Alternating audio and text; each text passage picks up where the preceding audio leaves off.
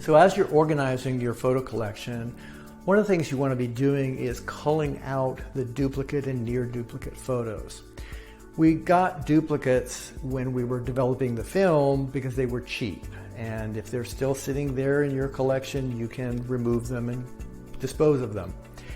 In the digital collection, you got duplicates when you move from one device to another device, from computer to computer. You also get duplicates when you change resolution or you do any edits to digital images. The good news is digitally, there's an app for that. There's a program, one of the free ones that I like is Awesome Duplicate Photo Finder. And you do want to look at each pair of images or each group of images to look for the one that has the highest file size and the highest resolution.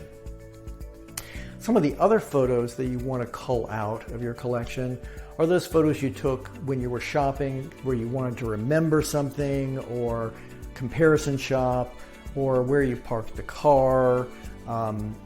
Those types of photos that really don't tell any part of your story. They were just utility pictures that you took to remember something. So as you're going through your photos, get rid of those duplicates and find the one that really tells the story of those near duplicates. If you have any questions, ask them in the comments below.